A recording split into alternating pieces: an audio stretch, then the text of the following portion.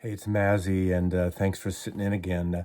This is a video on Boz Scaggs. I'm a huge fan of Boz Scaggs. Uh, I consider him a San Franciscan, at least in as an adopted city. He still lives in the Bay Area, and I want to go back and talk about Boz and a fantastic catalog because, from my opinion, he is just sorely represented around these parts in terms of showing his catalog. All people seem to know about is that massive album from 1977, Silk Degrees, and I'll get into that. I'm going to do a ranking here. Now, I think he's never made a bad album. Now, some maybe a little MOR, middle of the road for some people, adult contemporary, but he is a fan of roots music, of blues music, of blue-eyed soul music, and he's a fabulous a singer, guitar player. And I want to go back and talk about my connection in terms of the love of his music, and again rank his catalog. But there are four albums of his I no longer have, so I'm not going to include them in this ranking, but just to give you a list of what they are. 1977's Down to Then Left. That was the follow-up. A little disappointed, as I recall, but I used to have it. I got rid of it in my 95 purge. That was the follow-up to Silk Degrees.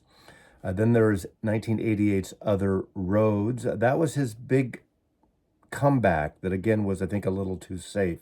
He took a 8-year hiatus. In 1988, he did Other Roads. 1994, Some Change. And I don't know if I've ever heard that one. And then 96, he did Fade Into, that initially only came out in Japan, then it was issued here, that in a way was partially like an unplugged, some reworkings of earlier songs and some other things in there. So those four are not included in here. And I put some groupings together, and you'll see why, because this is my list, my taste. So basically, this is an introduction to Boz Scaggs for people who don't know Boz Scaggs or haven't paid attention to Boz in many, many years. So he was born in Wisconsin, but he really grew up in Plano, Texas, a little outside of Dallas. And he went to high school with Steve Miller, of course, of the Steve Miller initially blues band, and they played together in high school. And then, they came apart, and Steve Miller went on his way and Boz Scaggs went on his way. And they were in bands in early days, and Boz ended up going to Europe in the early 60s, I believe 64, 65, 63, 64, 65. He went to Europe. He toured around the Far East and all over Europe and the Far East when he was young and was playing music. And in 1965, he did make an album. I've heard parts of it, but it was never released like in a large scale. But so I'm not starting with that at all. But in 1967, 68, he got word from Steve Miller, because there was an opening in the Steve Miller Blues Band, of course. And he had heard about San Francisco, what was going on in the movement, the music movement, and the free spirit movement of San Francisco. So Steve Miller sent him a plane ticket, and he came back to San Francisco, joined the Steve Miller Band, and was on their first two albums. So before I get into that catalog, let me just briefly show these two albums. I am a huge fan of the first five Steve Miller Band albums. This is Children of the Future, produced in London, recorded in London, I believe at Olympic Studios by Glenn Johns. So great production, really intense record, really beautiful psychedelic and with blues-based things on it. And I tell you, Boz has several songs on here, and one of my favorite songs on the album is Baby's Calling Me Home, that Boz sings on this with that wonderful harpsichord playing on here. So I just love this record, Children of the Future, Steve Miller Band. And there is Boz right there.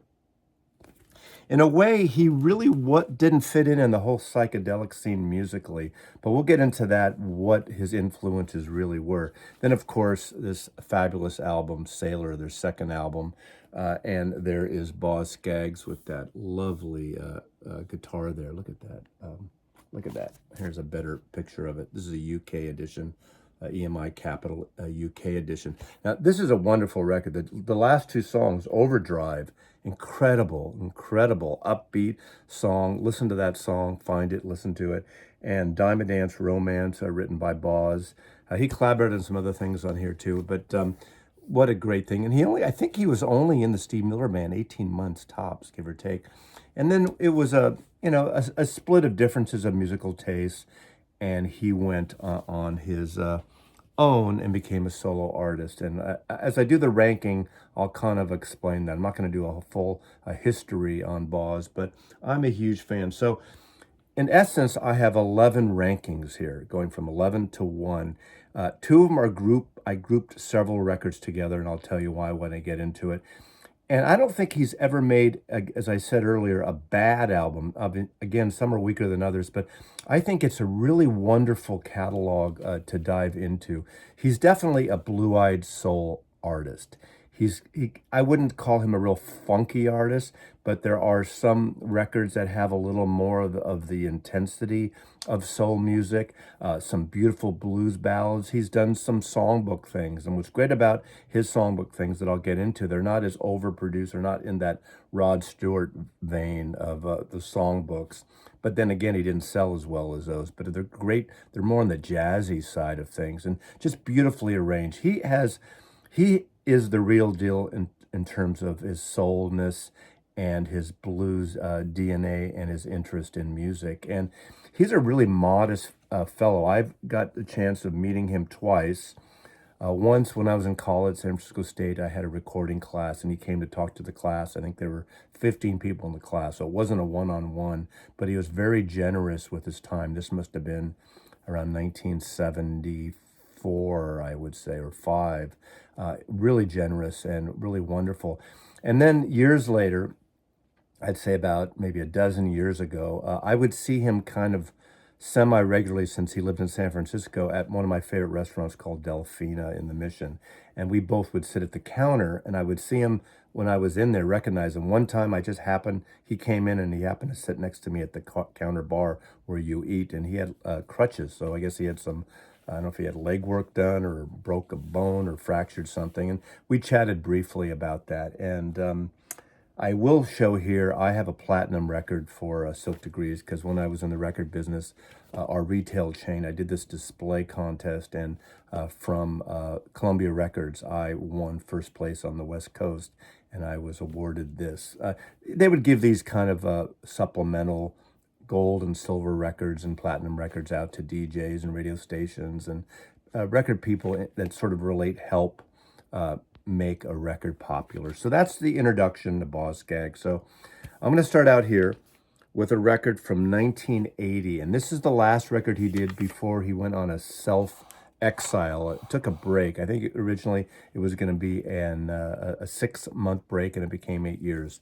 And this is Middleman. I love this photograph. What a great cover photograph. Just love this. I mean, it fits right in that crossover period from 1979 to the 1980s of the music. Now, this is a slick record. Some people feel that that's late 70s, early 80s was too slick for this type of stuff. And, especially when you put it and compare it against the punk movement. Absolutely, totally different thing. Great, LA studio musicians all through this. This is produced by and engineered by the great engineer Bill Schnee, who also did some great production. This is a fabulous sounding record. Now, just because this is number 11 doesn't mean I don't like it, but it's not one I pull out all the time. Of course, the big hit here is Breakdown Ahead. It's more rock and soul in a way. And again, very slick, very produced. Steve Lukather, I don't know if he's on this album, but we'll talk about that when we get into his work, when we get into Silk Degrees in that period. So coming in number 11, Middleman from 1980. There you go. What a record cover, right? Coming in number 10. Now this is an album I really like, and this definitely, and maybe any other time of the day or week or choosing, could have been higher on my list. And this is an album from 2006, and this is called Dig. It came out on CD, obviously during the CD era, but this is a double LP.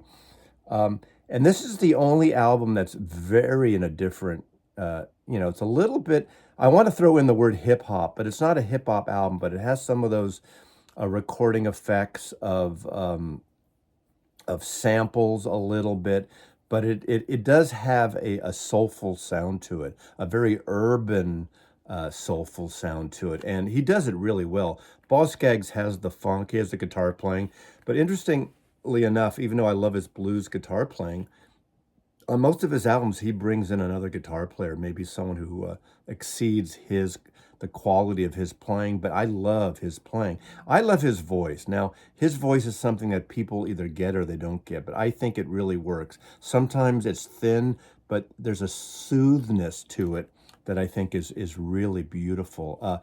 There's a lot of variety on here, but it's got that urban uh, trip hop thing going occasionally here. Look at that. I'm trying to think where that is. It looks like, is that Chinatown? It's definitely an urban San Francisco scene, would be my guess. But I love this record. So this is coming in at number 10. This is Dig. I highly recommend it. It's kind of a cool it's probably his coolest, quote, hippest record. If you want to, call out a hip record for Boz Scaggs. Some won't consider him as a hip artist, but who gives a crap if he's making great, beautiful, and valid music? I just love him, and I think that's a really well album. And again, next year that could be in my top 5 on Boz Scaggs catalog. Coming at number 9. Now, Boz Scaggs had his second label, or second big label, was Columbia Records, and he was with them for a long time. And what's great about it, they held on to him when his records were steady sellers, very much like Steve Miller. Capitol, Steve Miller had a fantastic deal with Capitol Records. He wasn't selling a lot of records until The Joker, so there's a parallel thing here. Obviously, Steve Miller hits it big with The Joker a couple years before. Boz Scaggs hits it really big. But coming in at the next one is My Time, Boz Scaggs. Now, he did a series of records early from, I'd say, 70, 71, 72, 73. And this is a wonderful record from 1972, My Time. He had this biggish band with horns that played around a lot, and I saw them around this time several times. They toured around the country. They played in San Francisco quite a bit. I love this record. This is where his Blue-Eyed Soul thing was really evident, and really a wonderful horn-based band with blues-based things. And it opens up with a song that was getting a ton of airplay on KSAN radio in San Francisco called Dynaflow. Hook, it should have been a big AM hit. I don't know if I got any love anywhere else, but this is a beautiful, beautiful record here. You got Roger Hawkins and David Hook and Barry Becker. So this is recorded at Muscle Shoals Studios. So it's got that swampiness to that, but really good. You also have Freedom for the Stallion. So it's got this whole Allen Toussaint New Orleans thing happen. But you got the Memphis soul, the funkiness of that, with background singers, and you got horns. Just a fantastic album with my copy Maslow signed. So that's everything around 71, 72. For whatever reason, I was bringing it to friend's house. But I love this. And this is Mel Martin is on here. I'm going to bring up in another album. Great horn player who arranged and was kind of the head of his horn section at the time with Boz Scaggs and band. Now, coming in number 8, I have 3 LPs. And again, or 3 albums, I should say. One of them is a CD I have. This definitely could have been, I could have done these separate, but there's a certain feel to these records. It could have been higher, too. In the last decade, I think starting in 2013, Boz Scaggs made 3 amazing records that, to me, have a DNA, a thread between the 3 records. The first one was from 2013, and this is Memphis, Boz Scaggs. This is produced by the great drummer and arranger and band leader, Steve Jordan. Steve Jordan is now and has been touring with the Rolling Stones. He's their drummer, replacing Charlie Watts with the Stones. What a great record. Now, this is a record where there's some covers on it. He went through a long period where he does every few years, does albums with covers and he mixes in a couple of his own things. But the covers aren't the typical covers. This has a swampiness. Think of the Mitchell records, like the Al Green records and the Ann Peebles records.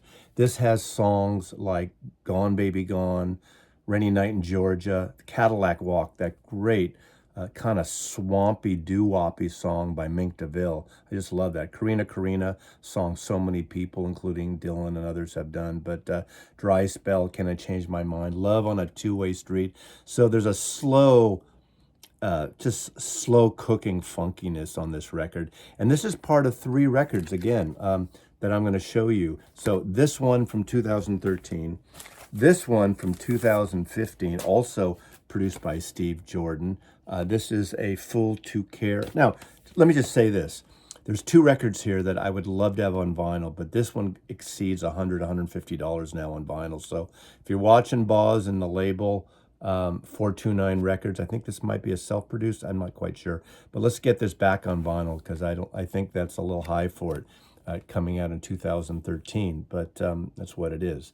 But as I said, this is the second of the Steve Jordan records. Again, there's some great covers on here. There's I'm a Fool to Care, Small Town Talk. What a great song that is. One of my favorite songs on here is a new song, which is written by someone that I don't know, by Jack Walrath. And it is called The Last Tango on 16th Street. And what's great about it, it showcases an area very close to where I lived for 25 years in the Mission District in San Francisco.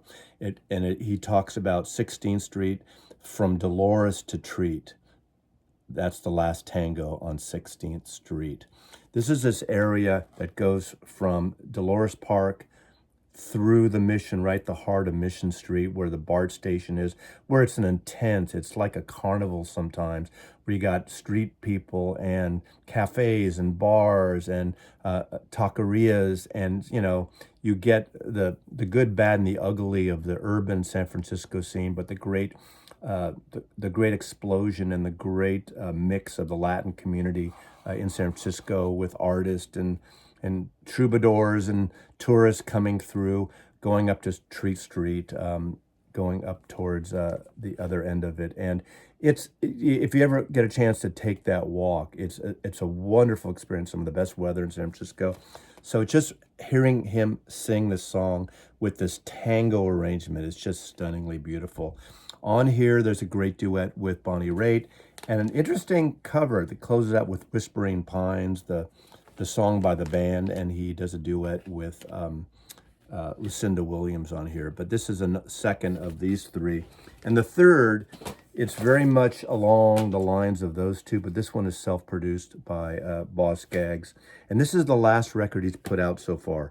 This came out in 2018 on Concord Records, and this is Out of the Blue. Very similar in style, in presentation, in production, so very influenced by those Steve Jordan records. And again, he does a great version on here. It's a surprising song for him to cover, Neil Young's On the Beach, and it's very good. I mean, Neil Young is the definitive version of it, but it's great to hear someone do a cover of it. So that is that ranking. Again, I'm grouping these 3 together because I'm not quite sure which one I like better, and they have a similar type of feel, just different songs, but all beautiful. This is, I think, is still available reasonably on vinyl, this one. Coming in at number 7, this is a record that Boz Scaggs did for Virgin Records, and this was done in 1997, and this is Come On Home. He's over on a different label at this point, Virgin Records. This album is really influenced by a lot of the artists that he was influenced in his early days in Texas. This was influenced by artists like Jimmy Reed, blues artists like Bobby Blue Bland, T-Bone Walker, Junior Wells, Buddy Guy, just a fantastic. So the Chicago, the Texas blues, a real mix of all these wonderful blues and then soul artists as well. This is a really well recorded record. It's got the funkiness, it's got the bluesy, it's got the wonderful dynamics, just a fantastic record. And this is Come On Home on Virgin Records. This is number 7 on my list of Boz Scaggs records. Coming at number 6. Now, this is a record that is one of the early records that I latched onto big time right when it came out in 1971, I believe. And this is also produced by Glenn Johns. He produced, I think, 2 of Boz Scaggs' early records after the Steve Miller. Not right after, and we'll get to that in a little bit. But this is Moments. Now, I want to put a little asterisk here because for whatever reason, and I always felt this, there's something a little off from my point of view, either in the mastering or the mix. And of all his wonderful sounding records, and I know I always talk about, hey, it's the music, Stoopy, it's the music, doesn't matter about the best recording. There's a certain muddiness to the sound of this record where this record should shine. I almost want to find another copy and see if this is just a dull copy I've had. This is the copy that I had since 1971 or so, or 72. But this is a fantastic record, and it includes a song that, from the point of view of my point of view in San Francisco, was his biggest hit to date. Now, that was probably just a regional thing, and it opens up with a song, We Were Only Sweethearts. This is a fantastic song, upbeat song, great hooks. It's got the great horn section led by Mel Martin. Now, Mel Martin plays this great flute solo on this. He played soprano sax, alto sax, flute. Later on, he would start a band, a jazz band, that my girlfriend at the time managed called Mel Martin and Listen. They had 2 albums on the Inner City jazz label in the late 70s, and Mel Martin was in the band, leading this band for several years with Boz Scaggs, an amazing musician. I think that's him there with the hat there. But I just love this record. You also have I Will Ever Sing the Blues. You got a real bluesy song. You got a country song. I believe it's Alone, Alone.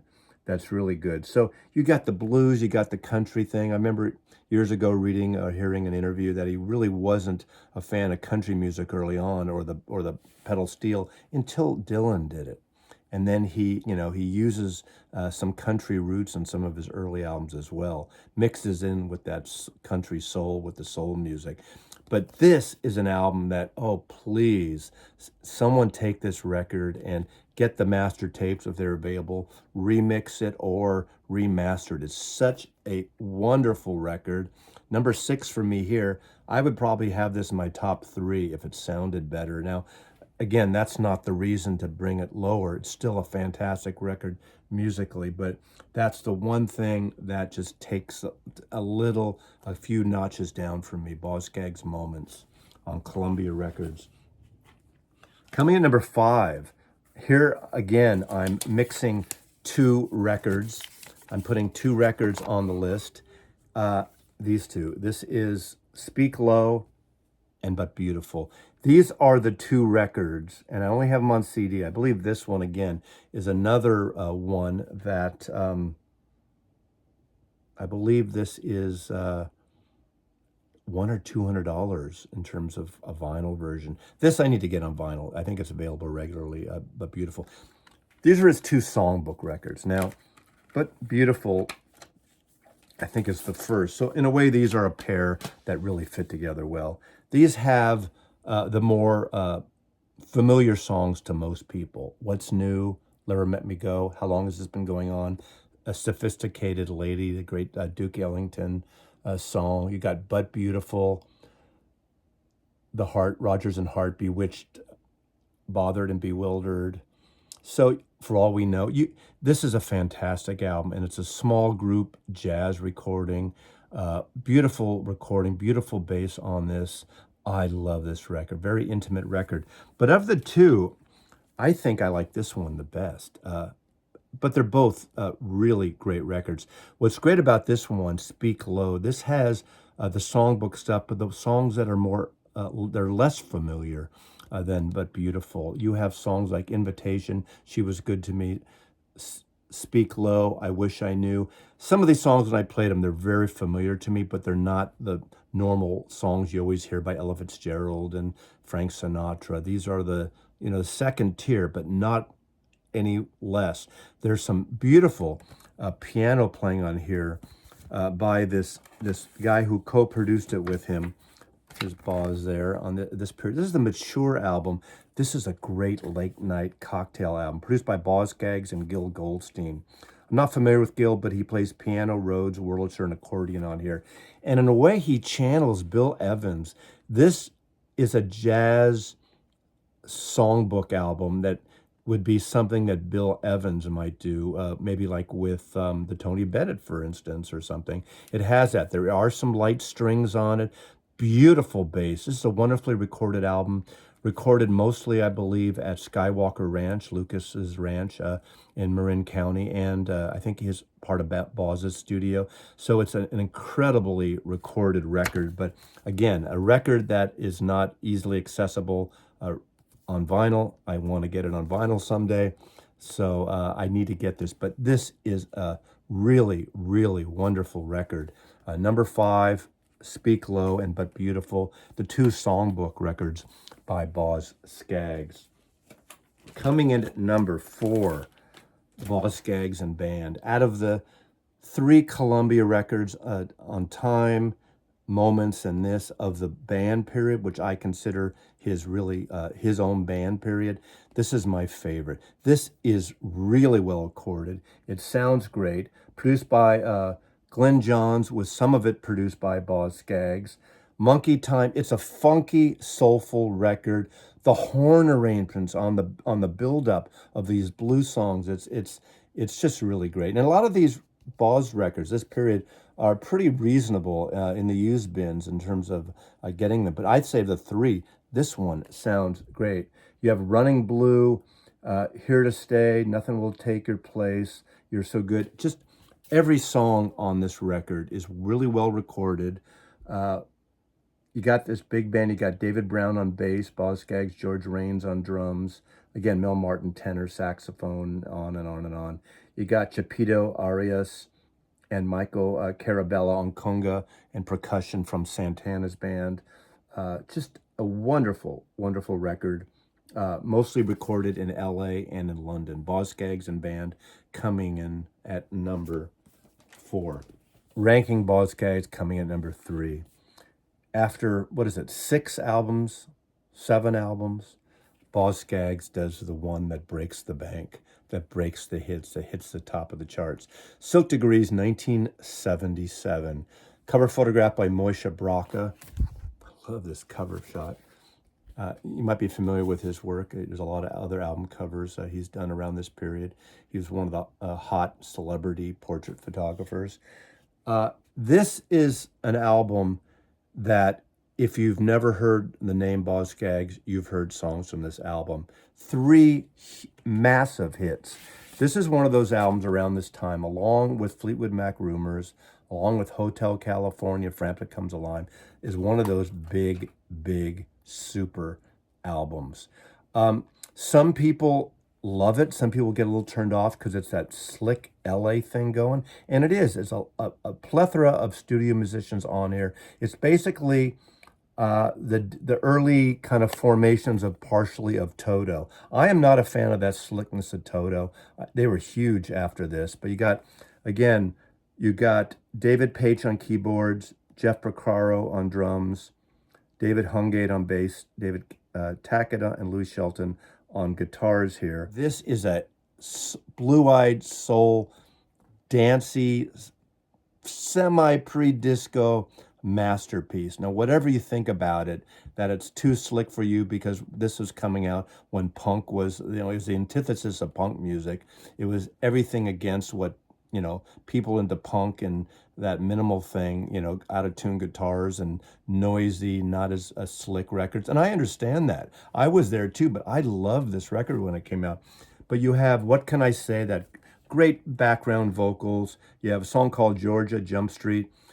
What the Girl to Do, I believe that's the song written by Alan Toussaint.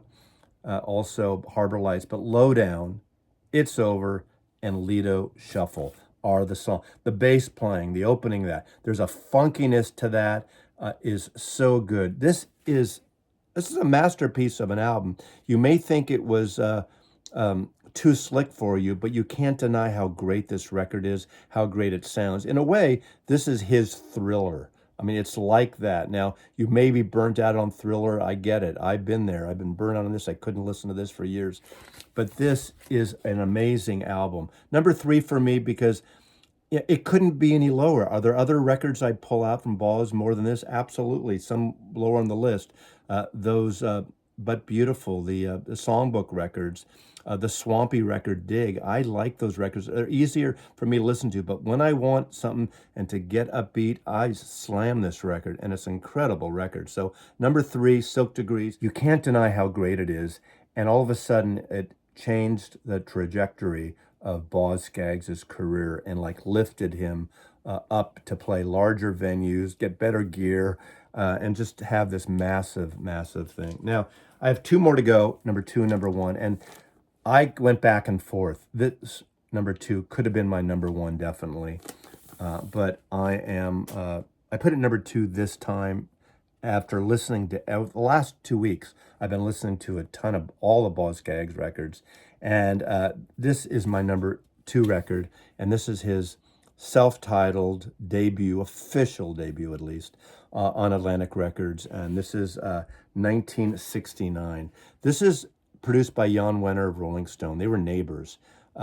He really is the executive producer on this, and this is recorded at Muscle Shoals Studio, and that is a brilliant place to record this album. Of course, this is the year after he leaves the Steve Miller Band, and he's friends with Jan Wenner, and Jan says, I think you need to do something different. He's, again, his blues DNA, his swampiness, his soulfulness, and they go to Muscle Shoals. Now, at this point, Muscle Shoals, he gets all those great Muscle Shoals session musicians. And the one that had left just previously that year, I think, was the great Duane Allman. He went off to start his own band with his brother and others, and that would become, after the Allman Brothers Band. But they talked Duane into coming back, and Boz talks about it being like a reunion of sorts, because they all were in awe of Duane Allman's guitar playing. So he came back to Muscle Shoals and worked with Boz on part of this record in 1969. This is a perfect record. Ironically, if those of you who know about this Atlantic 75 series that's rolling out over 2 years or 2.5 years, that Chad Kassem and Atlantic Records, double 45, all analog, 2 LPs. Out of all those 75 records, I don't care about Yes, about Genesis. This is the only one I pre-ordered. I just love this record. This is a little bit of a swampy country record. It's a modern record for the time of that period. Like the artists I like what Eric Clapton was doing, what Delaney and Bonnie was doing. Very organic, but it had the swampiness of early Allman Brothers as well. But you have also I'll Be Long Gone, a song that got a ton of radio play that he wrote. Beautiful song that should have been a hit. This should have been a bigger record than it was. It didn't do a lot. He also does on here Waiting for a Train, that great Jimmy Rogers. What is he? The singing, yodeling train conductor on here. Great song that opens up side 2. And Now You're Gone, Finding a Way. So you got some originals in here, mostly originals. But then apparently they had more time. These records in those days were recorded in a week at Muscle Shoals, and they were packing up, getting ready to go, and there's more studio time. And the engineer says, "Hey, you want to do some more? We got another hour." So they go in the studio, and Boz has this song in mind that he heard the Elvin Bishop group do. So he called the singer, I forgot her name right now, who sang with Elvin Bishop, and said, what's the lyric to that song, Loan Me a Dime? And they go in the studio and they do one take and then a second take. And this is the centerpiece of this album. 12 minutes, 48 seconds, FM radio, underground FM, early FM radio were all over that song. That's one of those P-break DJ songs. and it's a beautiful song. His singing Loan Me a Dime and Dwayne Allman's guitar playing and the build-up in the second half of the song after the guitar with the horn section is sublime. It's a perfect rendition. That almost 13-minute song adds to the aura of this wonderful debut album by Boz Scaggs.